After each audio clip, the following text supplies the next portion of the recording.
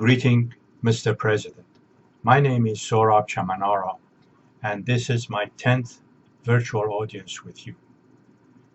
Islamic Constitution of Iran is a crusade manifestation against United States of America. Mr. President, as I have said repeatedly, my concern and worry is about terrorism. Today, I want to read you a few paragraphs of my 10th book, 2020, The Fall of Islamic States, written 5 years ago. I have sent a copy of this book to many, including candidate Donald Trump at 2016, Steve Bannon, General Kelly, and Jared Kushner. Protest against Constitution of Islamic State of Iran is not new. A peaceful protest even during writing the Constitution at 1979 in Kurdistan became the first massacre of the people in Iran by this Ayatollah's regime. Everybody remember Ayatollah Khalkhali and what he did in Kurdistan.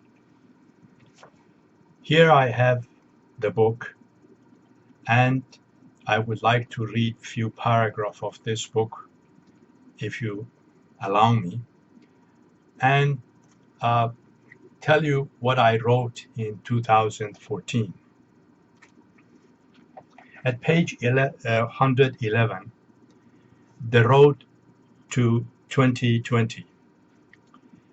In Iran, a nuclear agreement is finally reached, and with a full verifiable inspection of the nuclear facility, no issue dividing Iran and the West except for human rights exists. Sanctions are going to be lifted gradually, and people will begin to see some light at the end of the tunnel. But years have passed and there is no improvement in the country's economy. Large-scale unemployment is the same as before, and social freedom is getting even worse. On March 12, 2019, Ayatollah Ali Khamenei suffers a massive stroke, causing him to be totally paralyzed on the right side of his body and unable to speak. Under Iranian constitution, the Ayatollah, as supreme leader, has the right to overturn decision by elected officials, but no successor to Khamenei was named. There was no agreement among clerical leaders to name a temporary replacement. Making matters worse for the regime, a number of Western nations, led by the United States, announced sanctions affecting a large number of the clerical leadership. Billions of dollars in foreign assets belonging to elite families of the regime were blocked, and their families found themselves unwelcome in Europe or America.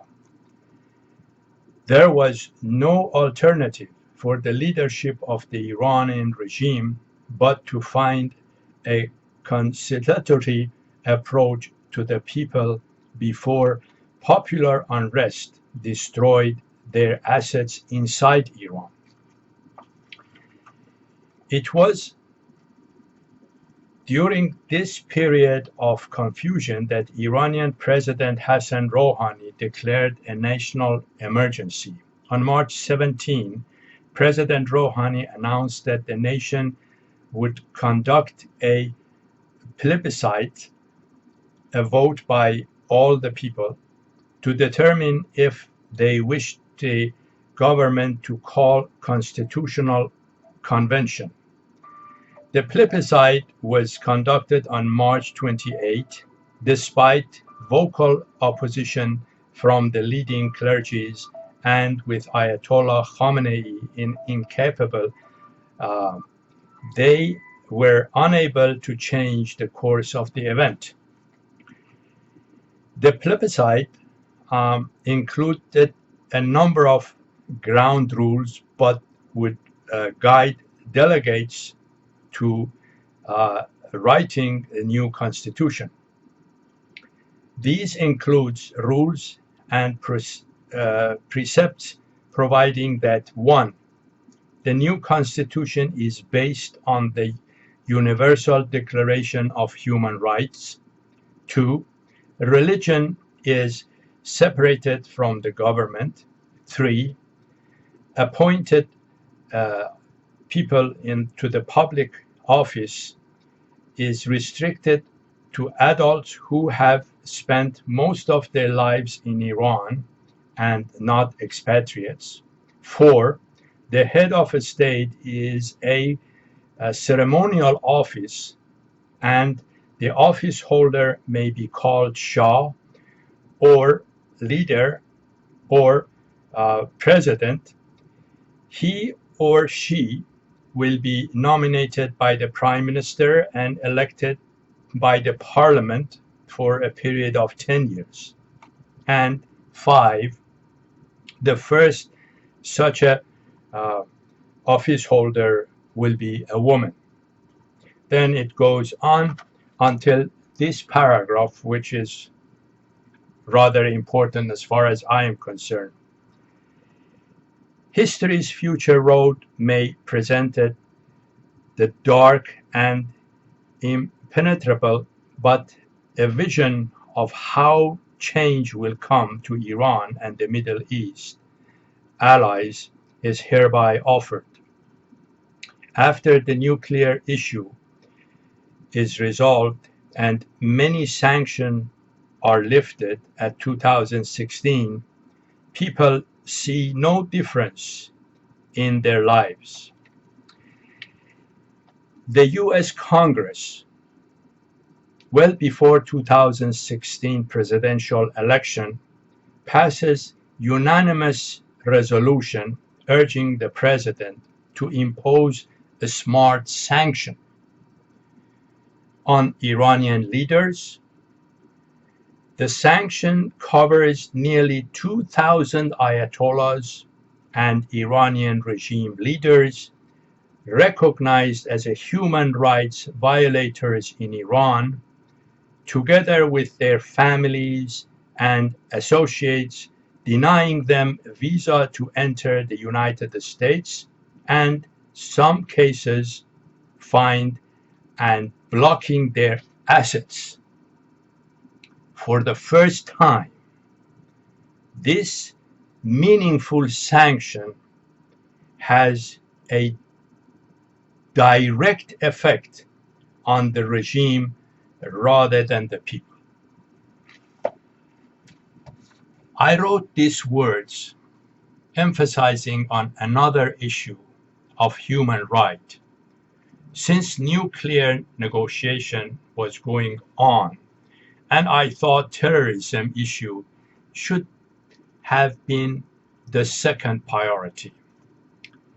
Today, looking at the Trump administration and looking at the 12 items which the Secretary Pompeo indicated as a subject for negotiation, although the word of terrorism is not mentioned, but all of the 12 items have terrorism connection. Let me be blunt. If there was a wall around Iran and terrorist cronies of Ayatollahs were inside Iran to terrorize people of Iran, that would have been violation of the human rights, which is the violation of the United Nations Charter.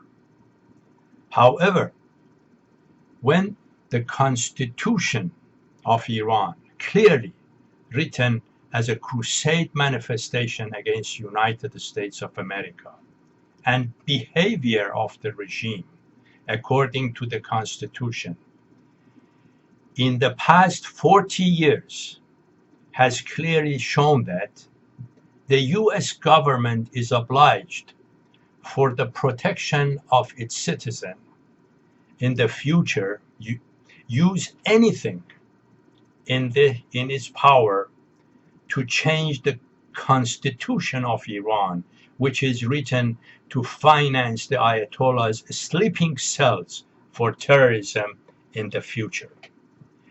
As I have said in the beginning of this message, people of Iran have been protesting against the Islamic Constitution for 40 years. Many universities with thousands members of the student societies have officially asked for change of constitution for many years. Finally, 2 months ago, this movement has officially started by manifestation of 14 political activists, and the constitution revolution in Iran has started. Our request, Mr. President, is for you to listen to the people of Iran. Thank you.